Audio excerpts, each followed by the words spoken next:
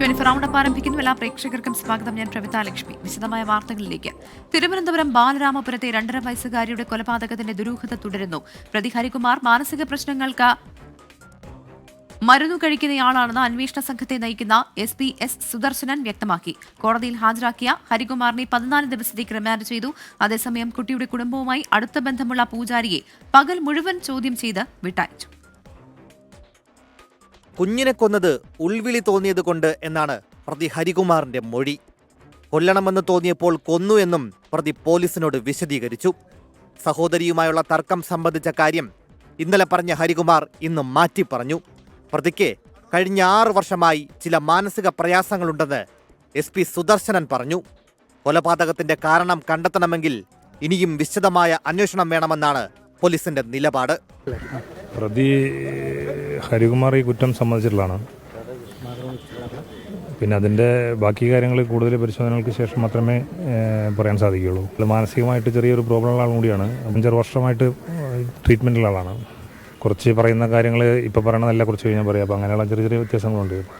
ശ്രീധുവും പ്രതി ഹരികുമാറും സാമ്പത്തിക ഇടപാടുകൾ നടത്തിയ കരിക്കകം സ്വദേശിയായ പൂജാരിയെ പോലീസ് കസ്റ്റഡിയിലെടുത്ത് ചോദ്യം ചെയ്ത് വിട്ടയച്ചു. പരാതി കൊടുത്തിട്ടുണ്ട്. ആ പരാതിയെ കുറിച്ച് അന്വേഷിക്കാനായിട്ട് അന്വേഷണത്തിന്റെ ഭാഗമായിട്ട് ഇവിടെ വന്നത്. എന്നെ അറസ്റ്റ് ചെയ്തിട്ടൊന്നുമില്ല. ആ പരാതിയുടെ ബാക്കി ഭാഗം അന്വേഷിക്കുന്നതിന് നാളെ ഇവിടെ വരും. 100% തെറ്റായ ആരോപണമാണ്. 100% കള്ളപ്പരാതിയാണ്. ഇയാൾക്ക് 36 ലക്ഷം രൂപ കൊടുത്തെന്ന് ശ്രീധു മൊഴി നൽകിയിരുന്നു. കൊലയ്ക്ക് പിന്നിൽ അന്ധവിശ്വാസമോ ആഭിചാരമോ ഇല്ലെന്ന് പോലീസ് സ്ഥിരീകരിച്ചു. കൊലയ്ക്ക് പിന്നിൽ ശ്രീധുവിന് പങ്കുണ്ടോ എന്ന് അന്വേഷിക്കണമെന്ന് ഭർത്താവ് ശ്രീജിത്ത് മൊഴി നൽകിയിട്ടുണ്ട്. പ്രതിയെ കൊലപാതകം നടന്ന സ്ഥലത്തെത്തിച്ച് പോലീസ് പ്രാഥമിക തെളിവെടുപ്പ് നടത്തി. മജിസ്ട്രേറ്റിന് മുമ്പാകെ ഹാജരാക്കിയ പ്രതിയെ റിമാൻഡ് ചെയ്തു. 24 തിരുവനന്തപുരം. സഹോദരിയോടുള്ള കടുത്ത വിരോധമാണ് ബാലരാമപുരത്തെ 2.5 വയസ്സുകാരിയുടെ കൊലപാതകത്തിന് കാരണമെന്ന് റിമാൻഡ് റിപ്പോർട്ട്. കുഞ്ഞിന് ശ്രദ്ധ കൊടുത്തു തുടങ്ങിയതോടെ തന്നോടുള്ള സ്നേഹം കുറഞ്ഞുവെന്ന് പ്രതി ഹരികുമാറിന് തോന്നി എന്നും റിപ്പോർട്ടിൽ പരാമർശം. അതേസമയം കുഞ്ഞിന്റെ അമ്മ ശ്രീധുവിനെ പോലീസ് ചോദ്യം ചെയ്യുകയാണ്. MG പ്രതീഷ് തിരുവനന്തപുരത്ത് നിന്ന് ചേരുകയാണ്. പ്രതീഷ്, ഹരികുമാറിന്റെ വാക്കുകൾ വിശ്വാസത്തിലെടുക്കുന്നുണ്ടോ പോലീസ്? ഇപ്പോൾ വീണ്ടും അമ്മയെ ചോദ്യം ചെയ്യുന്നുണ്ട്. ഏത് സാഹചര്യത്തിലാണ് ഇത്?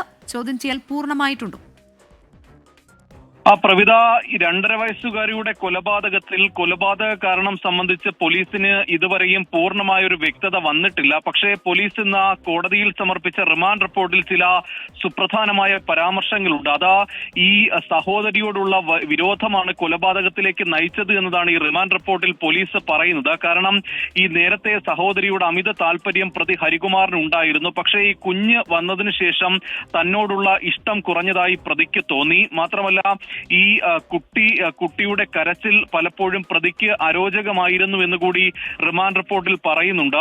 ഈ പ്രതി ഹരികുമാറിന് ചില സ്ത്രീകളുമായി ബന്ധമുണ്ടായിരുന്നു. ഇത് സഹോദരി വിലക്കിയതും വിരോധത്തിന് കാരണമായി എന്നതാണ് പോലീസിന്റെ റിമാൻഡ് റിപ്പോർട്ടിൽ പറയുന്നത്. ഇതാണ് കൊലപാതകത്തിലേക്ക് നയിച്ചതിന്റെ കാരണമായും പോലീസ് വ്യക്തമാക്കുന്നത്. പക്ഷേ അപ്പോഴും ഉത്തരം കിട്ടാത്ത പല ചോദ്യങ്ങളും ഈ കേസിൽ നിലനിൽക്കുന്നുണ്ട്. കാരണം ഈ ഹരികുമാർ ഒറ്റയ്ക്ക് ഈ കൃത്യം ചെയ്യില്ല എന്നതാണ് നാട്ടുകാരടക്കം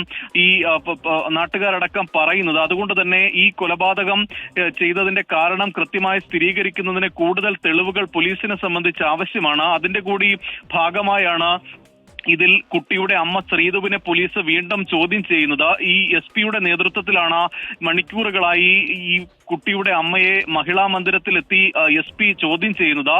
നാളെയും ഇതുമായി ബന്ധപ്പെട്ടുള്ള മറ്റ് നടപടികൾ പോലീസിന്റെ ഭാഗത്ത് നിന്ന് ഉണ്ടാകും. സാമ്പത്തിക ക്രമക്കേടുകളും അതുമായി ബന്ധപ്പെട്ട ചില സംശയങ്ങളും പോലീസിന് മുന്നിലുണ്ടായിരുന്നു. അതിന്റെ അടിസ്ഥാനത്തിലാണ് ഈ കുട്ടിയുടെ അമ്മ നേരത്തെ പരാതി നൽകിയ ജോൾസിനെ സ്റ്റേഷനിലേക്ക് വിളിച്ചു വരുത്തുകയും കസ്റ്റഡിയിലെടുത്ത് ചോദ്യം ചെയ്യുകയും ചെയ്തത്. പക്ഷേ കസ്റ്റഡിയിലെടുത്ത ശേഷം അദ്ദേഹത്തെ വിട്ടയച്ചിട്ടുണ്ട്. പക്ഷേ നാളെ 10 മണിയോടെ വീണ്ടും സ്റ്റേഷനിലെത്താനാണ് പോലീസ് നിർദ്ദേശം നൽകിയിരിക്കുന്നത്. നിലവിൽ ഈ സാമ്പത്തിക ക്രമക്കേടുമായി ബന്ധപ്പെട്ട് ഈ കുട്ടിയുടെ മാതാവ് നൽകിയ പരാതിയിൽ കൃത്യമായൊരു തെളിവുകൾ, അതുമായി ബന്ധപ്പെട്ട പണം തട്ടിയെന്ന തെളിവുകൾ പോലീസിന് ഇതുവരെയും ലഭിച്ചിട്ടില്ല. മറ്റ് സാഹചര്യ തെളിവുകളും ഒപ്പം ഈ ശാസ്ത്രീയ പരിശോധനകളും ഈ കേസിൽ ആവശ്യമാണ്. ഈ ഫോൺ കോളുകളടക്കം, ഫോൺ സംഭാഷണങ്ങളടക്കം പോലീസ് പരിശോധിച്ച് വരുന്നുണ്ട്. ഇതടക്കം പരിശോധിച്ച് ഒരു വ്യക്തത വരുത്തിയ ശേഷമായിരിക്കും പോലീസ് ഒരു അന്തിമ തീരുമാനത്തിലേക്ക് അല്ലെങ്കിൽ ആ ഒരു അന്തിമ സ്ഥിരീകരണത്തിലേക്ക് കടക്കുന്നത്. എന്തായാലും നിലവിൽ ഇതിൽ ഹരികുമാർ മാത്രമാണ് പ്രതിപ്പട്ടികയിലുള്ളത്. കൂടുതൽ പേരെ പ്രതി ചേർക്കുമോ എന്ന കാര്യത്തിലടക്കം നാളെ തീരുമാനമുണ്ടാകും. ഈ പ്രതിക്കായി നാളെ തന്നെ പോലീസ് കസ്റ്റഡി അപേക്ഷ നൽകുമെന്നതാണ് നമുക്ക് മനസ്സിലാക്കാൻ കഴിയുന്ന കാര്യം. പ്രതിയെ കസ്റ്റഡിയിലെടുത്ത് വീണ്ടും വിശദമായി ചോദ്യം ചെയ്ത ശേഷമായിരിക്കും പോലീസിന്റെ നടപടിയിലേക്ക് കടക്കുന്നത്. മറ്റൊരു പ്രധാനപ്പെട്ട കാര്യം, ഈ പ്രതിക്ക് മാനസിക പ്രശ്നങ്ങൾ ഉണ്ട് എന്നുള്ളൊരു മൊഴിയും ആ ബന്ധുക്കൾ തന്നെ ആ മൊഴി സാധൂകരിക്കുന്നുമുണ്ട്. അതുകൊണ്ട് തന്നെ അത്തരത്തിലൊരു പരിശോധനയിലേക്കും പോലീസ് കടക്കാനുള്ള സാഹചര്യമുണ്ട്. അങ്ങനെയെങ്കിൽ ഈ കൂടുതൽ വൈദ്യ പരിശോധന പ്രതിക്ക് പോലീസ് നടത്തും. അത്തരത്തിലുള്ള നടപടികളായിരിക്കും നാളെ ഉണ്ടാവുക. സഹോദരിയോടുള്ള കടുത്ത വിരോധമാണ് ബാലരാമപുരത്തെ 2.5 വയസ്സുകാരിയുടെ കൊലപാതകത്തിന് കാരണമെന്നാണ് റിമാൻഡ് റിപ്പോർട്ടിൽ പറയുന്നത്. ഇപ്പോൾ കുഞ്ഞിന്റെ അമ്മ ശ്രീധുവിനെ പോലീസ് ചോദ്യം ചെയ്യുകയാണ്. MG പ്രതീക്ഷാണ് തിരുവനന്തപുരത്ത് നിന്ന് വിവരങ്ങൾ നൽകിയത്. കൊലപാതകം നടന്ന ഒരു ദിവസം കഴിഞ്ഞിട്ടും ദേവേന്ദുവിന്റെ വിയോഗത്തിന്റെ ഞെട്ടലിലാണ് നാട്. കളിചിരിയോടെ അല്ലാതെ കണ്ടിട്ടില്ലാത്ത കുഞ്ഞിനെ കൊല്ലാൻ മാത്രം വൈരാഗ്യം അമ്മാവനുണ്ടായത് എങ്ങനെയെന്ന അത്ഭുതവും പ്രദേശവാസികൾ മറച്ചുവെച്ചില്ല. ദേവേന്ദുവിന്റെ മരണം താങ്ങാനാവാതെ വാവിട്ട് കരഞ്ഞ സഹോദരിയും നാടിന്റെ നൊമ്പരമാണ്. കോട്ടുകാൽക്കോണത്തെ വീടിന്റെ പിന്നാമ്പുറത്ത് 2.5 വയസ്സുകാരി ദേവേന്ദുവിന്റെ വസ്ത്രങ്ങൾ കാറ്റേറ്റ് ഉണങ്ങിക്കിടപ്പുണ്ട്. പക്ഷെ അവളുടെ വിയോഗം നാടിനേൽപ്പിച്ച നടുക്കത്തിന്റെ പ്രഹരം ഇതുവരേക്കും വിട്ടുമാറിയിട്ടില്ല. എല്ലാ ദിവസവും ഒരുമിച്ച് കളിച്ചും ഭക്ഷണം കഴിച്ചും വലിയ കൂട്ടായിരുന്നു ദേവേന്ദുവും മൂത്ത സഹോദരിയും. ആ കുഞ്ഞനുജത്തിക്ക് എന്തു പറ്റിയെന്ന് പോലും തിരിച്ചറിയാൻ പറ്റാത്ത പ്രായം. അവൾ കൂടെയില്ലെന്ന യാഥാർത്ഥ്യം പോലും ഉൾക്കൊള്ളാനാകാതെ ബാലരാമപുരം പോലീസ് സ്റ്റേഷനിലേക്ക് വന്ന കുഞ്ഞ് ഏവർക്കും നോവായി. അധികമാരോടും സംസാരിക്കാത്ത സ്വഭാവപ്രകൃതമാണ് കൊലപാതകയായ അമ്മാവൻ ഹരികുമാറിന്റേത്. നാട്ടിൽ അടുത്ത സൗഹൃദങ്ങളില്ല. ആരും അങ്ങനെ സംസാരിക്കില്ല. ഇവിടെ വന്നാലും ഞാൻ വന്നാലും സംസാരിക്കില്ല. വണ്ടി എടുത്തോണ്ട്. അമ്മയുടെ സ്വഭാവത്തിലും നാട്ടുകാർക്ക് പല സംശയങ്ങളുമുണ്ട്. ഒളിഞ്ഞിരിക്കുന്ന ദുരൂഹതകളെല്ലാം പുറത്തുവരുന്നതിനായി കാത്തിരിക്കുകയാണ് ഒരു ഗ്രാമം മുഴുവൻ. അജീഷ് ജയകുമാർ, 24, തിരുവനന്തപുരം. കേന്ദ്ര ബജറ്റ് നാളെ.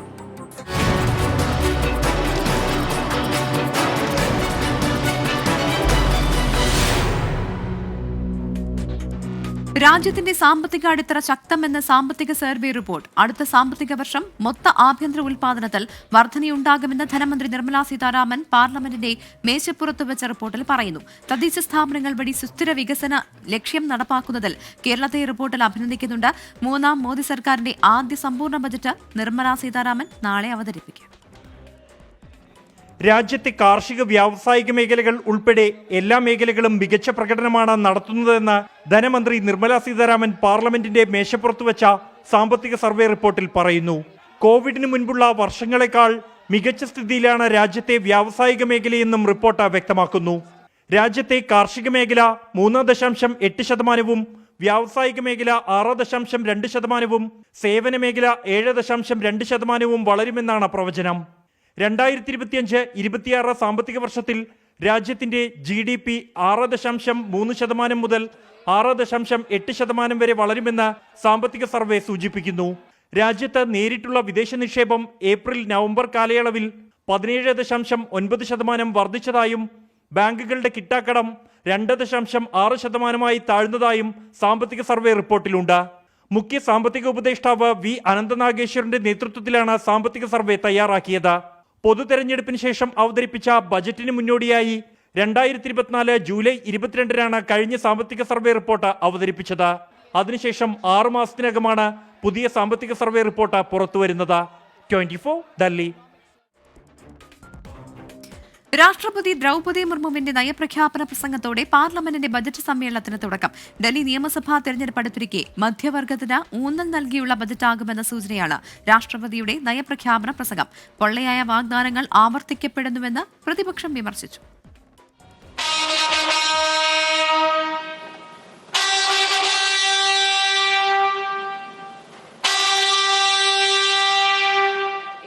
രാജ്യം വികസന പാതയിലാണെന്നും 3 ഇരട്ടി വേഗത്തിലാണ് സർക്കാർ പ്രവർത്തിക്കുന്നതെന്നും നയപ്രഖ്യാപന പ്രസംഗത്തിൽ രാഷ്ട്രപതി. കേന്ദ്ര സർക്കാർ നേട്ടങ്ങൾ നയപ്രഖ്യാപന പ്രസംഗത്തിൽ രാഷ്ട്രപതി എണ്ണി പറഞ്ഞു. വളരെ വേഗത്തിൽ രാജ്യം 3ാമത്തെ സമ്പദ്വ്യവസ്ഥയായി മാറും. ബുധനാഴ്ച ഡൽഹി പോളിംഗ് ബൂത്തിലെത്താനിരിക്കെ മധ്യവർഗത്തെ ലക്ഷ്യമിട്ടുള്ള ബജറ്റായിരിക്കും നാളെ അവതരിപ്പിക്കുക എന്ന സൂചനയാണ് നയപ്രഖ്യാപന പ്രസംഗം. സർക്കാർ ഉദ്യോഗസ്ഥരുടെ ക്ഷേമത്തിന് പ്രാധാന്യം നൽകും. आज देश बड़े निर्णयों और नीतियों को असाधारण गति से लागू होते देख रहा है और इन निर्णयों में देश की गरीब, मध्यम वर्ग, युवा, महिलाओं, किसानों को सर्वोच्च प्राथमिकता मिली। ബജറ്റ് സമ്മേളനത്തിന് മുന്നോടിയായി മാധ്യമങ്ങളെ കണ്ട പ്രധാനമന്ത്രി നരേന്ദ്രമോദിയും ബജറ്റ് മധ്യവർഗത്തെ ഊന്നിയായിരിക്കുമെന്ന സൂചനയാണ് നൽകിയത്.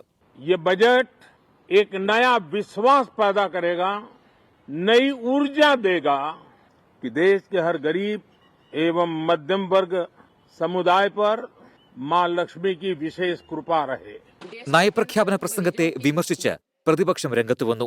പൊള്ളയായ വാഗ്ദാനങ്ങൾ ആവർത്തിക്കുന്നുവെന്ന് ലോക്സഭാ പ്രതിപക്ഷ നേതാവ് രാഹുൽ ഗാന്ധി. നയപ്രഖ്യാപന പ്രസംഗത്തിന് ശേഷം അന്തരിച്ച മുൻ പ്രധാനമന്ത്രി ഡോക്ടർ മൻമോഹൻ സിംഗിന് അനുശോചനമറിയിച്ച് ഇരുസഭകളും ഇന്നത്തേക്ക് പിരിഞ്ഞു. 24 ഡൽഹി. നയപ്രഖ്യാപന പ്രസംഗത്തിൽ സോണിയാഗാന്ധിയുടെ പ്രതികരണത്തെ ചൊല്ലി രാഷ്ട്രീയ വിവാദം. പാവം സ്ത്രീ വായിച്ചു തീർന്നപ്പോഴേക്കും തളർന്നുവെന്ന പരാമർശത്തിൽ രാഷ്ട്രപതി ഭവൻ കടുത്ത അതൃപ്തി രേഖപ്പെടുത്തി. പിന്നാക്ക വിഭാഗങ്ങളെ സോണിയാഗാന്ധി അപമാനിച്ചുവെന്ന് പ്രധാനമന്ത്രി നരേന്ദ്രമോദി കുറ്റപ്പെടുത്തി. സോണിയാഗാന്ധിയുടെ വാക്കുകൾ വളച്ചൊടിച്ചു എന്നാണ് വിവാദത്തിൽ പ്രിയങ്ക ഗാന്ധിയുടെ വിശദീകരണം. No, the president was getting very tired by the end. Repeating the same thing again No, and she again. could hardly speak, poor thing. രാഷ്ട്രപതിയുടെ നയപ്രഖ്യാപന പ്രസംഗത്തിന് ശേഷം പാർലമെന്റിന് പുറത്ത് സോണിയാഗാന്ധി നടത്തിയ പ്രതികരണമാണ് വിവാദങ്ങൾക്കിടയാക്കിയത്. പിന്നാലെ കടുത്ത അതൃപ്തി രേഖപ്പെടുത്തി രാഷ്ട്രപതി ഭവന്റെ അസാധാരണ വാർത്താക്കുറിപ്പ്.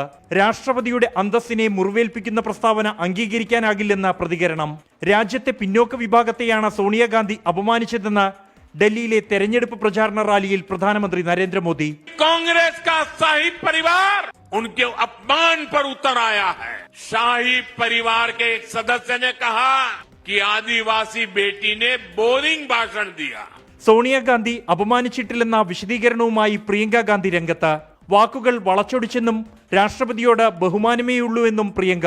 And I think it's very unfortunate that this kind of thing is twisted by the media. They are both respected people. They are older than us. They are a certain age now, and it's pretty clear that she means no disrespect. സോണിയാഗാന്ധിയുടെ പ്രസ്താവന വരണ്യ മനോഭാവത്തിൽ നിന്നെന്ന് BJP ദേശീയ അധ്യക്ഷൻ JP Nadda കുറ്റപ്പെടുത്തി. Budget സമ്മേളനത്തിൽ സോണിയാഗാന്ധിയുടെ പരാമർശം ഇരുസഭകളിലും വിവാദങ്ങൾക്കിടയാക്കുമെന്ന് ഉറപ്പ്. 24 ഡൽഹി. എറണാകുളം ചോറ്റാനിക്കരയിൽ ആൺസുഹൃത്ത് ക്രൂരമായി മർദ്ദിച്ച പോക്സോ അതിജീവിതയ്ക്ക് ദാരുണാന്ത്യം. അതീവ ഗുരുതരാവസ്ഥയിൽ എറണാകുളം മെഡിക്കൽ ട്രസ്റ്റ് ആശുപത്രിയിൽ ചികിത്സയിലിരിക്കെയാണ് 19-കാരിയുടെ മരണം. ആൺസുഹൃത്ത് അനൂപിനെതിരെ നരഹത്യാ കുറ്റം ചുമത്തും. നാളെ പോസ്റ്റ്മോർട്ടത്തിന് ശേഷമാണ് സംസ്കാരം. കഴിഞ്ഞ ശനിയാഴ്ചയാണ് ആൺസുഹൃത്ത് അനൂപിന്റെ അതിക്രൂര മർദ്ദനത്തിന് 19-കാരി ഇരയായത്. തലയ്ക്ക് ഗുരുതരമായി പരിക്കേറ്റ പെൺകുട്ടി എറണാകുളം മെഡിക്കൽ ട്രസ്റ്റ് ആശുപത്രിയിൽ വെന്റിലേറ്ററിലായിരുന്നു. തലച്ചോറിന്റെ പ്രവർത്തനം 50% നിലച്ചിരുന്നു. ഇന്നുച്ചയ്ക്ക് 2:15 മരണം സ്ഥിരീകരിച്ചു. പോസ്റ്റ്മോർട്ടം റിപ്പോർട്ടിലെ വിശദാംശങ്ങൾ പരിശോധിച്ച ശേഷം അനൂപിനെതിരെ കൂടുതൽ വകുപ്പുകൾ ചുമത്തിയേക്കും. നരഹത്യാ കുറ്റം ചുമത്തുമെന്ന് പോലീസ് അറിയിച്ചു. കൃത്യമായിട്ടുള്ള മുറിവുകളെല്ലാം കൃത്യമായിട്ട് നോട്ട് ചെയ്തിട്ടുണ്ട്. ഇനി പോസ്റ്റ്മോർട്ടത്തിന് ശേഷം എക്സ്പെർട്ട് ഒപ്പീനിയൻ കിട്ടിയതിന് നാളെ എന്തായാലും കോടതിയിലേക്ക് റിപ്പോർട്ട് കൊടുക്കും. ബാക്കി കാര്യങ്ങളെല്ലാം അതിനുശേഷം മാത്രം പറയാം. കസ്റ്റഡിയിൽ വാങ്ങി കൂടുതൽ അന്വേഷണം. കളമശ്ശേരി മെഡിക്കൽ കോളേജ് ആശുപത്രിയിൽ നാളെയാണ് പോസ്റ്റ്മോർട്ടം. ഇൻസ്റ്റഗ്രാമിലൂടെ പരിചയപ്പെട്ട തലയോലപ്പറമ്പ് സ്വദേശി അനൂപുമായി പെൺകുട്ടി 1 വർഷമായി സൗഹൃദത്തിലായിരുന്നു. പെൺകുട്ടിക്ക് വേറെ സൗഹൃദമുണ്ടോ എന്ന സംശയത്താലാണ് അനൂപ് ക്രൂരമായി മർദ്ദിച്ചതെന്ന് പോലീസ് പറയുന്നു. പ്രതി അനൂപ് നിലവിൽ റിമാൻഡിലാണ്. സംഭവത്തിൽ വനിതാ കമ്മീഷൻ സ്വമേധയാ കേസെടുത്തു. 24 കൊച്ചി. എറണാകുളം ചോറ്റാനിക്കരയിൽ റാഗിങ്ങിനെ തുടർന്ന് ആത്മഹത്യ ചെയ്ത 9ാം ക്ലാസ് വിദ്യാർത്ഥി മിഹിർ അഹമ്മദ് നേരിട്ടത് കൊടും ക്രൂരത. ക്ലോസറ്റിൽ മിഹിറിന്റെ തല താഴ്ത്തി ഫ്ലഷ് ചെയ്തുവെന്നും നിറത്തെ പോലും പരിഹസിച്ചുവെന്നും മാതൃസഹോദരൻ മുഹമ്മദ് ഷെരീഫ് 24നോട് പറഞ്ഞു. സംഭവത്തിൽ സമഗ്രാന്വേഷണത്തിന് വിദ്യാഭ്യാസ മന്ത്രി വി ശിവൻകുട്ടി നിർദ്ദേശം നൽകിയിട്ടുണ്ട്. തെളിവുകൾ ലഭിക്കാതെ ആരോപണ വിധേയരായ കുട്ടികൾക്കെതിരെ നടപടിയെടുക്കില്ല എന്നാണ് സ്കൂളിന്റെ പ്രതികരണം. സമാനതകളില്ലാത്ത റാഗിങ്ങിന് മിഹിർ അഹമ്മദ് ഇരയായെന്ന് ആവർത്തിക്കുകയാണ് കുടുംബം. സ്കൂളിലും സ്കൂൾ ബസ്സിലും സീനിയർ വിദ്യാർത്ഥികൾ മർദ്ദിച്ചു. വാഷ്റൂമിലെത്തിച്ച ക്ലോസറ്റിൽ മുഖം പൂഴ്ത്തി ഫ്ലഷ് ചെയ്തു. നിറത്തിന്റെ പേരിൽ പരിഹസിച്ചെന്നും സ്കൂളിൽ പരാതിപ്പെട്ടപ്പോൾ ഗൗരവത്തിലെടുത്തില്ലെന്നും മിഹിറിന്റെ മാതൃസഹോദരൻ മുഹമ്മദ് ഷെരീഫ് 24നോട്. അവനെ ഫോഴ്സ്ഫുള്ളി ടോയ്ലറ്റിൽ കൊണ്ടുപോയി ടോയ്ലറ്റ് സീറ്റിൽ കേൾപ്പിച്ചു. അതേപോലെ ക്ലോസറ്റിൻ്റെ ഉള്ളിലേക്ക് തല ഇട്ടിട്ട് ഫ്ലഷ് ചെയ്തു, ഫിസിക്കലി അസോൾട്ട് ചെയ്തു എന്നുള്ളതൊക്കെ. അതുമാത്രമല്ല അവൻ്റെ മരണവാർത്ത അറിഞ്ഞിട്ട് അതിനുശേഷം അതൊരു ഫണ്ണായിട്ടാണ് അവർ കമ്മ്യൂണിക്കേറ്റ് ചെയ്തിട്ടുള്ളത്. അതായത് അവൻ്റെ മരണവാർത്ത അവൻ്റെ സ്കിൻ ടോണിനെ പോലും അവർ മെൻഷൻ ചെയ്തിട്ടുണ്ട്. അതിൽ ഇങ്ങനൊരു ഇൻസിഡൻറ്റ് നമ്മളെ മോനുണ്ടായി, അവൻ പോയി. ഇങ്ങനൊരു ഇൻസിഡൻറ്റ് വേറൊരു കുട്ടിക്ക് ഉണ്ടായിക്കൂടാ, ഇനി അങ്ങോട്ട് ഉണ്ടായിക്കൂടാ. അത് നമ്മൾ ഉറപ്പ് വരുത്തണം. അതിനു വേണ്ടിയിട്ടാണ് നമ്മൾ ഫൈറ്റ് ചെയ്യുന്നത്. ആരോപണങ്ങൾ ഗ്ലോബൽ സ്കൂൾ അധികൃതർ നിഷേധിച്ചു. കുടുംബം സ്കൂളിൽ പരാതി നൽകിയിട്ടില്ല. റാഗിംഗ് നടന്നതായി അറിവില്ല. പോലീസ് അന്വേഷണത്തോട് സഹകരിക്കുമെന്നും സ്കൂൾ മാനേജ്മെന്റ് വാർത്താക്കുറിപ്പിൽ വ്യക്തമാക്കി. പോലീസ് മേധാവിക്ക് മാതാവ് നൽകിയ പരാതിയിൽ തൃക്കാക്കര ACP അന്വേഷണം ആരംഭിച്ചു. ജുവനൈൽ ജസ്റ്റിസ് ആക്ട് പ്രകാരം ആരോപണ വിധേയരായ വിദ്യാർത്ഥികളുടെ മൊഴി പോലീസ് രേഖപ്പെടുത്തും. 24 കൊച്ചി. മദ്യനിർമ്മാണശാല പദ്ധതി വിവാദത്തിൽ സംസ്ഥാന സർക്കാരിനെതിരെ CPI ദേശീയ നിർവാഹക സമിതിയിലും വിമർശനം. ഇടതുമൂല്യങ്ങളിൽ നിന്ന് തുടർച്ചയായി വ്യതിചലിക്കുന്നതിന്റെ തെളിവാണ് പദ്ധതി അനുമതിയെന്ന് K. പ്രകാശ് ബാബു കുറ്റപ്പെടുത്തി. സംസ്ഥാന സർക്കാർ ഇടതുമൂല്യങ്ങളിൽ നിന്ന് വഴിമാറുന്നുണ്ടെന്ന് സംസ്ഥാന സെക്രട്ടറി ബിനോയ് വിശ്വവും വിമർശിച്ചു. 24 എക്സ്ക്ലൂസീവ്. ഇന്ന് വിശാഖപട്ടണത്ത് സമാപിച്ച CPI ദേശീയ എക്സിക്യൂട്ടീവ് യോഗത്തിലാണ് സംസ്ഥാനത്ത് മദ്യനിർമ്മാണ പ്ലാന്റിന് അനുമതി നൽകിയത് വിമർശിക്കപ്പെട്ടത്. കേരളത്തിൽ നിന്നുള്ള ദേശീയ എക്സിക്യൂട്ടീവ് അംഗം K. പ്രകാശ് ബാബുവാണ് മദ്യനിർമ്മാണ പ്ലാന്റിന് അനുമതി നൽകിയതിനെ വിമർശിച്ചത്. LDF സർക്കാരാണ് ഭരിക്കുന്നതെങ്കിലും പലപ്പോഴും ഇടതുമൂല്യങ്ങളിൽ നിന്ന് വ്യതിയാനം സംഭവിക്കുന്നുണ്ട്. ഇതിന്റെ ഏറ്റവും നല്ല ഉദാഹരണമാണ് വിവാദ മദ്യനിർമ്മാണ പ്ലാന്റ് അനുമതിയെന്ന് K. പ്രകാശ് ബാബു വിമർശിച്ചു. സംസ്ഥാന സർക്കാർ ഇടതു നയത്തിൽ നിന്ന് വഴിമാറിപ്പോകുന്നതായി കേരളത്തിൽ നിന്നുള്ള മറ്റൊരു ദേശീയ എക്സിക്യൂട്ടീവ് അംഗമായ KP രാജേന്ദ്രനും വിമർശിച്ചു. പങ്കാളിത്ത പെൻഷൻ പദ്ധതി പിൻവലിച്ച് സ്റ്റാറ്റ്യൂട്ടറി പെൻഷൻ സമ്പ്രദായം പുനഃസ്ഥാപിക്കാത്ത പരാമർശിച്ചുകൊണ്ടാണ് KP രാജേന്ദ്രൻ സർക്കാരിൽ നയവ്യതിയാനം ആരോപിച്ചത്. സംസ്ഥാന സർക്കാർ ഇടതുമൂല്യങ്ങളിൽ നിന്ന് മാറി നടക്കുന്നുണ്ടെന്ന വിമർശനം സംസ്ഥാന സെക്രട്ടറി ബിനോയ് വിശ്വവും ദേശീയ എക്സിക്യൂട്ടീവിൽ ഉന്നയിച്ചു. എന്നാൽ ചർച്ചയ്ക്ക് മറുപടി പറഞ്ഞ ജനറൽ സെക്രട്ടറി D. രാജ ഇക്കാര്യങ്ങളിൽ നിലപാട് വ്യക്തമാക്കിയില്ല. അതുകൊണ്ട് തന്നെ സർക്കാരിന് നയവ്യതിയാനമുണ്ടെന്ന വിമർശനം ചർച്ചയിൽ ഒതുങ്ങി. R. ശ്രീജിത്ത്, 24 തിരുവനന്തപുരം. കോൺഗ്രസിനും ലീഗിനുമെതിരെ വിമർശനവുമായി മുഖ്യമന്ത്രി. പ്രശ്നങ്ങളിൽ കൃത്യമായ നിലപാടെടുക്കാതെ വർഗീയതയ്ക്ക് സമരസപ്പെടുന്ന നിലപാട് കോൺഗ്രസ് സ്വീകരിക്കുന്നു. 4 വോട്ട് കിട്ടുമെങ്കിൽ ആരുമായും കൂട്ടുകൂടാമെന്ന അവസ്ഥയിലാണ് കോൺഗ്രസ് എന്ന് മുഖ്യമന്ത്രി കുറ്റപ്പെടുത്തി. ലീഗിന്റെ കാര്യങ്ങൾ നടത്താമെന്ന രീതിയിലേക്ക് SDPIയും ജമാഅത്തെ ഇസ്ലാമിയും എത്തിയെന്നും മുഖ്യമന്ത്രി വിമർശിച്ചു. വർഗീയതയെ മതനിരപേക്ഷതയുടെ ഭാഗത്ത് നിന്നുകൊണ്ട് ശക്തമായി എതിർക്കുന്നതിന് പകരം വർഗീയതയുമായി സമരസപ്പെടാൻ ശ്രമിച്ചു. കോൺഗ്രസിനോടൊപ്പം നിൽക്കുന്ന കക്ഷികൾക്കും അവരെല്ലാ ഘട്ടത്തിലും 4 വോട്ട് കിട്ടുമെങ്കിൽ ആരുമായും കൂട്ടുചേരാമെന്നാണ്. ജമാഅത്തെ ഇസ്ലാമിയെയും SDPIയെയും തുറന്നെതിർക്കാൻ ഇന്ത്യൻ യൂണിയൻ മുസ്ലിം ലീഗിന് കഴിയാത്തത്. ഡൽഹി നിയമസഭാ തെരഞ്ഞെടുപ്പ് പ്രചാരണം സജീവമാകുമ്പോൾ ആം ആദ്മി പാർട്ടിക്ക് വൻ തിരിച്ചടി. 7 MLA-മാർ ഒറ്റ ദിവസം കൊണ്ട് പാർട്ടിയിൽ നിന്ന് രാജിവെച്ചു. അരവിന്ദ് കെജ്രിവാളിനും പാർട്ടിയിലുമുള്ള വിശ്വാസം നഷ്ടമായെന്ന് രാജിവെച്ച MLA-മാർ പറഞ്ഞു. CAG റിപ്പോർട്ടിലൂടെ ആം ആദ്മി പാർട്ടിയുടെ അഴിമതി പുറത്തുവന്നുവെന്ന് പ്രധാനമന്ത്രി നരേന്ദ്രമോദി വിമർശിച്ചു. കോൺഗ്രസ് പ്രചാരണത്തിനായി പ്രിയങ്ക ഗാന്ധി രംഗത്തിറങ്ങി. വോട്ടെടുപ്പിന് ദിവസങ്ങൾ മാത്രം ബാക്കി നിൽക്കെയാണ് ആം ആദ്മി പാർട്ടിക്ക് അപ്രതീക്ഷിത തിരിച്ചടി. ഭാവന ഗൌർ, രോഹിത് മെഹ്റൌലിയ, രാജേഷ് ഋഷി, മദൻലാൽ, നരേഷ് യാദവ്, പവൻ ശർമ്മ, BS ജൂൻ എന്നീ MLA-മാരാണ് രാജിവെച്ചത്. തെരഞ്ഞെടുപ്പിൽ സീറ്റ് നിഷേധിച്ചതാണ് പാർട്ടി വിടാൻ നേതാക്കളെ പ്രേരിപ്പിച്ചത്. പാർട്ടിയുടെ മേലുള്ള വിശ്വാസം നഷ്ടപ്പെട്ടുവെന്ന് MLA-മാർ രാജിക്കത്തിൽ പരാമർശിച്ചു. രാജിയിൽ പ്രതികരിക്കാൻ ആം ആദ്മി പാർട്ടി ഇതുവരെ തയ്യാറായില്ല. തെരഞ്ഞെടുപ്പ് റാലിയിൽ പങ്കെടുത്ത പ്രധാനമന്ത്രി നരേന്ദ്രമോദി ആം ആദ്മി പാർട്ടിയെ വീണ്ടും കടന്നാക്രമിച്ചു. ഡൽഹിയിൽ വായു മലിനീകരണം രൂക്ഷമാകുന്നതിന് ഹരിയാനയിലെ കർഷകരെ പഴിച്ചവരാണ് ആം ആദ്മി പാർട്ടി നേതാക്കളെന്ന് നരേന്ദ്രമോദി. हरियाणा के लोगों पर पानी में जहर मिलाने का आरोप लगाया। दुनिया को गीता का ज्ञान देने वाली धरती के लोगों पर आपदा वालों ने ऐसा घिनौना आरोप लगाया है। इतनी जहरीली राजनीति देश तक कभी नहीं देखी। आपदा वालों को लाज शर्म कुछ भी नहीं है. നുണപ്രചാരണത്തെ ന്യായീകരിക്കാൻ ഏതറ്റം വരെയും ആം ആദ്മി പാർട്ടി പോകുമെന്നും മോദിയുടെ വിമർശനം. കോൺഗ്രസിനായി പ്രിയങ്ക ഗാന്ധി പ്രചാരണത്തിനിറങ്ങി. നൻഗ്ലോയിജെറ്റ് മണ്ഡലത്തിലായിരുന്നു പ്രിയങ്ക ഗാന്ധിയുടെ road show. 24 Delhi. Washington DC വിമാന ദുരന്തത്തിൽ തകർന്ന വിമാനത്തിന്റെ ബ്ലാക്ക് ബോക്സ് കണ്ടെത്തി. അപകടത്തിന് കാരണം എന്താണെന്ന് ഇനിയും വ്യക്തമായിട്ടില്ല. അപകടത്തിൽ ബൈഡൻ ഭരണകൂടത്തെ പഴിച്ച് US പ്രസിഡന്റ് ഡൊണാൾഡ് ട്രംപ് രംഗത്ത് വന്നു. വിമാനത്തിന്റെ ബ്ലാക്ക് ബോക്സ് കേന്ദ്രീകരിച്ചുള്ള അന്വേഷണം 30 ദിവസത്തിനുള്ളിൽ പൂർത്തിയാക്കുമെന്ന് US national transportation safety board അറിയിച്ചു. അപകടത്തിന്റെ യഥാർത്ഥ കാരണം എന്താണെന്ന് ഇതുവരെയും വ്യക്തമായിട്ടില്ല. അപകടത്തിന് കാരണം ബൈഡൻ ഭരണകൂടത്തിന്റെ വികലമായ നയമാണെന്നാരോപിച്ച് പ്രസിഡന്റ് ഡൊണാൾഡ് ട്രംപ് രംഗത്തെത്തി. യോഗ്യരല്ലാത്ത എയർ ട്രാഫിക് കൺട്രോളർമാരെ നിയമിച്ചതാകാം അപകടത്തിനിടയാക്കിയതെന്ന് ട്രംപ് കുറ്റപ്പെടുത്തി. ഇന്നലെ അമേരിക്കൻ സമയം രാത്രി 9 മണിയോടടുത്താണ് അപകടമുണ്ടായത്. വാഷിംഗ്ടൺ DC-ക്കടുത്തുള്ള റൊണാൾഡ് റീഗൻ അന്താരാഷ്ട്ര വിമാനത്താവളത്തിലേക്ക് ഇറങ്ങുകയായിരുന്ന അമേരിക്കൻ എയർലൈൻസിന്റെ വിമാനവും അമേരിക്കൻ സൈന്യത്തിന്റെ ബ്ലാക്ക് ഹോക്ക് ഹെലികോപ്റ്ററും ആകാശത്ത് കൂട്ടിയിടിച്ച് തകരുകയായിരുന്നു. ദുരന്തത്തിൽ ആരും തന്നെ ജീവനോടെയില്ലെന്ന് പ്രസിഡന്റ് ഡൊണാൾഡ് ട്രംപ് സ്ഥിരീകരിച്ചിരുന്നു. വിമാനത്തിലുണ്ടായിരുന്ന 64 പേരും ഹെലികോപ്റ്ററിലുണ്ടായിരുന്ന 3 സൈനികരും കൊല്ലപ്പെട്ടു. പോട്ടോമാക് നദിയിലേക്കാണ് വിമാനവും ഹെലികോപ്റ്ററും പതിച്ചത്. ഇന്ത്യൻ വംശജനും GE എയറോസ്പേസിലെ എഞ്ചിനീയറുമായ വികേഷ് പട്ടേലും കൊല്ലപ്പെട്ടവരിൽ ഉൾപ്പെടുന്നു. 14 ഫിഗർ സ്കേറ്റിംഗ് താരങ്ങളും കൊല്ലപ്പെട്ടു. ഇതുവരെ 53 പേരുടെ മൃതദേഹങ്ങൾ നദിയിൽ നിന്നും കണ്ടെടുത്തിട്ടുണ്ട്. International desk 24. രാജ്യാന്തര തലത്തിൽ സ്വർണ്ണവിലയിൽ ഇന്ന് $47 വർധന.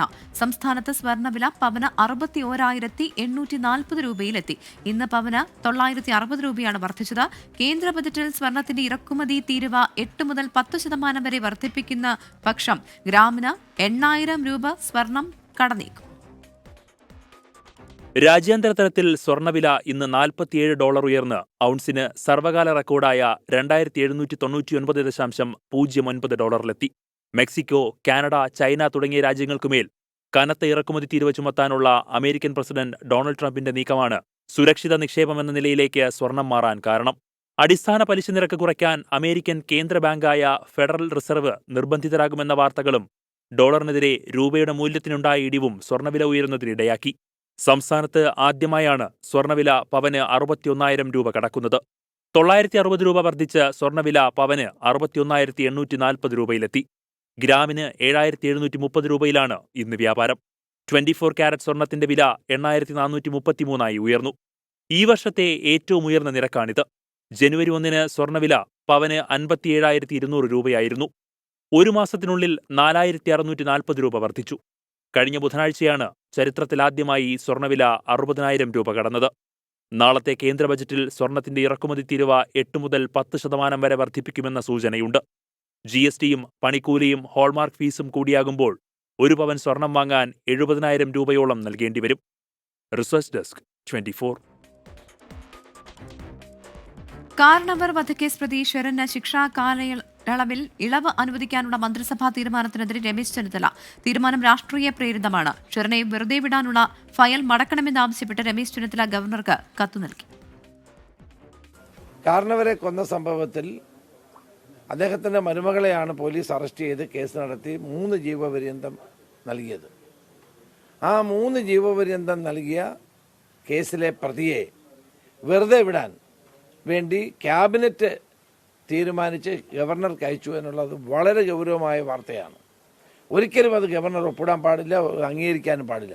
ഒരു കൊലപാതക കേസിലെ പ്രതിയെ വെറുതെ വിടാൻ എന്തടിസ്ഥാനത്തിലാണ് സംസ്ഥാന ഗവൺമെന്റ് ശുപാർശ ചെയ്യുന്നത്, ക്യാബിനറ്റ് ശുപാർശ ചെയ്യുന്നത്?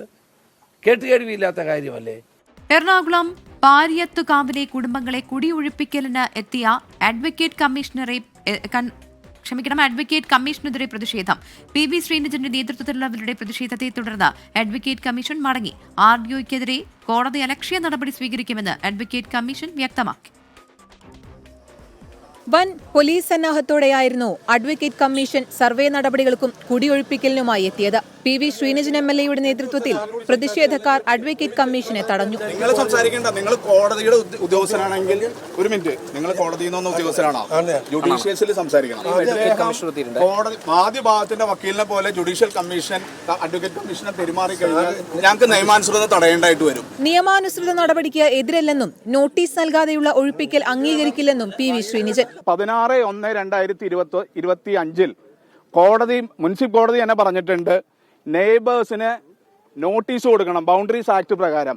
ആ ഒരു നടപടികളും എടുക്കാതെയാണ് ഇന്ന് സർവേ നടപടികൾ ഇവർ പൂർത്തീകരിച്ചെന്ന് പറയുന്നത്. ഇത് നിയമവിരുദ്ധമാണ്. താമസക്കാരെ ഒഴിപ്പിക്കാനുള്ള നടപടികൾ RDO സ്വീകരിച്ചില്ലെന്ന് വ്യക്തമാക്കിയ അഡ്വക്കേറ്റ് കമ്മീഷൻ RDOക്കെതിരെ കോടതി അലക്ഷ്യ നടപടി സ്വീകരിക്കുമെന്ന് വ്യക്തമാക്കി. പോലീസിന് ആക്ഷന് വേണ്ടി RDO ഉത്തരവ് കൊടുത്തിട്ടില്ല, ഒബ്സ്ട്രക്ഷൻ മാറ്റിയിട്ടില്ല. കമ്മീഷണർക്കും ആമീനും പട്ടിക വസ്തുവിൽ പ്രവേശിക്കാൻ കഴിഞ്ഞിട്ടില്ല. ഇത് ആമീന്റെ ഉത്തരവ് കൊടുക്കേണ്ടത് RDO ആണ്. അദ്ദേഹത്തിന്റെ ഡ്യൂട്ടി അദ്ദേഹം ചെയ്തിട്ടില്ല. ഒഴിപ്പിക്കലിനെതിരെ പ്രദേശത്ത് അനിശ്ചിതകാല സമരം തുടരുകയാണ്. 19 ഏക്കറോളം വരുന്ന സർക്കാർ പുറമ്പോക്ക് ഭൂമിയിലെ 2 ഏക്കറോളം വരുന്ന സ്ഥലത്താണ് തർക്കം. 2 ഏക്കർ ഭൂമിയുടെ ഉടമസ്ഥത അവകാശപ്പെട്ടുകൊണ്ട് രംഗത്ത് വന്ന സ്വകാര്യ വ്യക്തിക്ക് അനുകൂലമായാണ് സുപ്രീം കോടതിയുടെ വിധി. കുടുംബങ്ങളെ ഒഴിപ്പിക്കാൻ സുപ്രീം കോടതി നിർദ്ദേശവും നൽകി. 6ാം തവണയാണ് കുടിയൊഴിപ്പിക്കലിനായി പ്രദേശത്ത് അഡ്വക്കേറ്റ് കമ്മീഷൻ എത്തുന്നത്. 24 കൊച്ചി. എം മെഹബൂബ് CPIM കോഴിക്കോട് ജില്ലാ സെക്രട്ടറി 3 ടേം പൂർത്തിയാക്കിയതിനെ തുടർന്നാണ് പി മോഹനൻ ജില്ലാ സെക്രട്ടറി സ്ഥാനമൊഴിഞ്ഞത്. 47 അംഗ ജില്ലാ കമ്മിറ്റിയെ സമ്മേളനം തിരഞ്ഞെടുത്തു. 3 ടേം പൂർത്തിയാക്കിയ പി മോഹനൻ സ്ഥാനം ഒഴിഞ്ഞതോടെയാണ് പുതിയ ജില്ലാ സെക്രട്ടറിയായി എം മെഹബൂബിനെ തിരഞ്ഞെടുത്തത്. നിലവിൽ കൺസ്യൂമർ ഫെഡ് ചെയർമാനും കർഷക സംഘം സംസ്ഥാന കമ്മിറ്റി അംഗവും ജില്ലാ സെക്രട്ടറിയുമാണ് മെഹബൂബ്. മികച്ച സഹകാരിയായ മെഹബൂബ് ദീർഘകാലം കോഴിക്കോട് ജില്ലാ സഹകരണ ബാങ്ക് പ്രസിഡന്റായിരുന്നു. 9 വർഷത്തിനു ശേഷമാണ് ജില്ലാ സെക്രട്ടറി സ്ഥാനത്ത് നിന്ന് പി മോഹനന്റെ മാറ്റം. പുതിയ ചുമതലയിൽ സന്തോഷമെന്ന് എം മെഹബൂബ്. ഈ ജില്ലക്കകത്തുള്ള ബഹുജനങ്ങളുടെ ഇടയിൽ ഞങ്ങളുടെ വർഗ ബഹുജന സംഘടനാ പ്രവർത്തനങ്ങൾ നടത്തി, രാഷ്ട്രീയ പ്രവർത്തനങ്ങൾ നടത്തി, കൂട്ടായ്മയിലൂടെ എല്ലാ മേഖലകളിലും അവശ ജനവിഭാഗങ്ങൾ അനുഭവിക്കുന്ന പ്രയാസങ്ങളും ദുരിതങ്ങളും എല്ലാം കണ്ടറിഞ്ഞ് മാത്രമല്ല ഇടപെട്ടും ഈ പ്രസ്ഥാനത്തെ ഭൂരിപക്ഷ ജനങ്ങളുടെ പ്രസ്ഥാനമാക്കി മാറ്റുക എന്ന ലക്ഷ്യത്തിൽ മുന്നോട്ട് പോകാനാണ് ഞങ്ങളുടെ തീരുമാനം. 6 വനിതകൾ ഉൾപ്പെടുന്ന 47 അംഗ ജില്ലാ കമ്മിറ്റിയെയും 38 അംഗ സംസ്ഥാന സമ്മേളന പ്രതിനിധികളെയും സമ്മേളനം തെരഞ്ഞെടുത്തു. ജില്ലാ കമ്മിറ്റിയിൽ 13 പേർ പുതുമുഖങ്ങളാണ്. വടകരയിൽ നിന്ന് മുനീഫ് തിരൂരിനൊപ്പം സമീർ സി മുഹമ്മദ്, 24. കോട്ടയം നഗരസഭയിലെ സാമ്പത്തിക ക്രമക്കേടുകളിൽ ഭരണകക്ഷിയിൽ ഭിന്നത. നഗരസഭയിൽ നിന്ന് 211 കോടി രൂപ കാണാതായ വിഷയത്തിൽ ഉൾപ്പെടെ അന്വേഷണം വേണമെന്ന് ഭരണപക്ഷ കൌൺസിലേഴ്സ് ആവശ്യപ്പെട്ടു. കൌൺസിൽ അംഗങ്ങൾ അനധികൃത സ്വത്ത് സമ്പാദനം നടത്തുന്നുണ്ടോ എന്ന് അന്വേഷിക്കണമെന്ന് വൈസ് ചെയർമാൻ ചെയർപേഴ്സന് കത്ത് നൽകി. 211 കോടി കാണാതായ സംഭവത്തിൽ ഇന്ന് ചേർന്ന പ്രത്യേക കൌൺസിലിലാണ് ഭരണപക്ഷത്തെ ഭിന്നത മറനീക്കി പുറത്തു വന്നത്. വിഷയാവതരണത്തിന് പിന്നാലെ വൈസ് ചെയർമാൻ അടക്കമുള്ളവർ ചെയർമാനെതിരെയും സെക്രട്ടറിക്കെതിരെയും രംഗത്ത് വന്നു. പിന്നാലെ വൈസ് ചെയർമാൻ ഗോപകുമാർ കൗൺസിലേഴ്സിന്റെ സ്വത്തുക്കളെക്കുറിച്ച് കേന്ദ്ര ഏജൻസികൾ അന്വേഷിക്കണമെന്ന് ആവശ്യപ്പെട്ടു. 2020-25 കാലത്തേക്ക് തെരഞ്ഞെടുക്കപ്പെട്ടുള്ള കൗൺസിൽ അംഗങ്ങൾ ലോകായുക്തയിൽ സമർപ്പിച്ചിട്ടുള്ള ആസ്തി വിവരങ്ങളും അടക്കം ആരെങ്കിലും അനധികൃത സ്വത്ത് സമ്പാദനം നടത്തിയിട്ടുണ്ടോ എന്നത് സംബന്ധിച്ച് കേന്ദ്ര അന്വേഷണ ഏജൻസികളായ ED, CBI ഏതെങ്കിലും ഒരു ഏജൻസി അന്വേഷിച്ച് നിജസ്ഥിതി പുറത്തു കൊണ്ടുവരണമെന്ന് താല്പര്യപ്പെടുകയാണ്. കൗൺസിൽ യോഗത്തിൽ പ്രതിപക്ഷം ശക്തമായ പ്രതിഷേധമുയർത്തി. നഗരസഭാ വാർഡുകളിൽ പ്രക്ഷോഭങ്ങൾ നടത്തുന്നതിന് പിന്നാലെ നിയമസഭയെ കാര്യമറിയിക്കാനും പ്രതിപക്ഷം ആലോചിക്കുന്നുണ്ട്. 2,11,81,417 രൂപയുടെ ഓഡിറ്റ് റിപ്പോർട്ടിലൂടെ ക്രമക്കേട് കണ്ടെത്തിയിരിക്കുന്നു.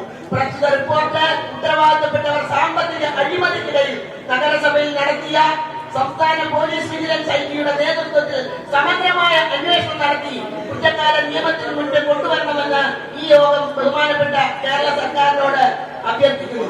211 കോടിയുടെ ക്രമക്കേടുകൾ സംബന്ധിച്ച് ഇന്റേണൽ വിജിലൻസ് റിപ്പോർട്ട് കൗൺസിലേഴ്സിന് കൈമാറി. കാര്യക്ഷമതയുള്ള ഉദ്യോഗസ്ഥർ ഉണ്ടെങ്കിൽ മാത്രമേ പരിശോധന നടത്താൻ സാധിക്കൂ എന്ന് സെക്രട്ടറി വിശദീകരണവും നൽകി. 24 കോട്ടയം.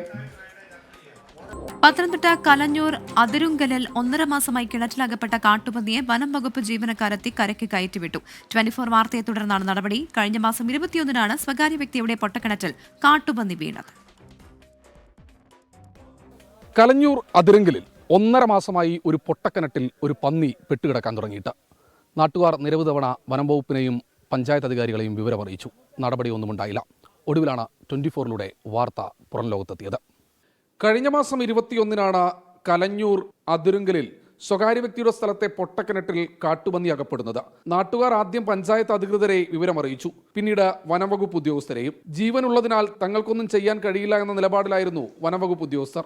വെടിവെച്ചു കൊല്ലാൻ ഷൂട്ടർമാരില്ലെന്ന് പറഞ്ഞ ഗ്രാമപഞ്ചായത്ത് അധികൃതരും കൈകഴുകി.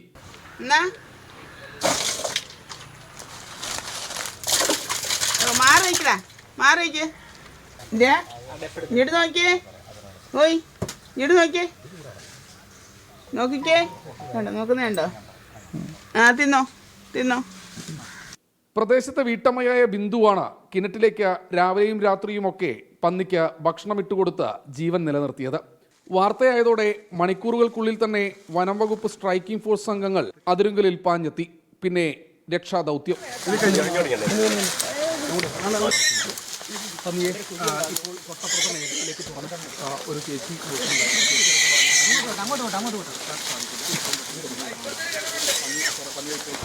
പന്നിയെ പുറത്തെടുത്ത് താഴെ താമസമില്ലാത്ത മേഖലയിലേക്കാണ് വനംവകുപ്പ് സ്ട്രൈക്കിംഗ് ഫോഴ്സ് അംഗങ്ങൾ തുറന്നുവിട്ടത്. വളരെ നന്ദിയുണ്ട്. 24 ന്യൂസിന്റെ വാർത്തയെ തുടർന്നാണ് ഇത്രയും നടപടികൾ ഉണ്ടായത്. 1.5 മാസമായിട്ട് ആരും തിരിഞ്ഞു നോക്കായിരുന്നില്ല. പന്നിയെ ജീവൻ തിരിച്ചു കിട്ടിയതിന് രക്ഷപ്പെട്ടു പോകാൻ പറ്റിയതിൽ വളരെ നന്ദിയുണ്ട്. 24നെ നന്ദിയും കടപ്പാടും അറിയിക്കുന്നു. പ്രദേശത്ത് പന്നിശല്യം രൂക്ഷമാണെന്നും പഞ്ചായത്തിൽ അടിയന്തരമായി ഷൂട്ടറെ ഏർപ്പെടുത്തണമെന്നുമാണ് നാട്ടുകാരുടെ ആവശ്യം. സഞ്ജയ് ഇക്ബാലിനൊപ്പം ശ്രീകുമാരൻ, 24 പത്തനംതിട്ട. തൃശൂർ അതിരപ്പള്ളിയിൽ കൈക്കൂലി വാങ്ങുന്നതിനിടെ വില്ലേജ് ഓഫീസർ വിജിലൻസിന്റെ പിടിയിലായി. അതിരപ്പള്ളി വില്ലേജ് ഓഫീസർ KR ജൂഡാണ് പിടിയിലായത്. ROR സർട്ടിഫിക്കറ്റ് നൽകുന്നതിനായി 3000 രൂപയാണ് കൈക്കൂലിയായി ജൂഡ് വാങ്ങിയത്. 2 ദിവസം മുൻപ് പരാതിക്കാരൻ ROR സർട്ടിഫിക്കറ്റിനായി വില്ലേജ് ഓഫീസറെ സമീപിച്ചു.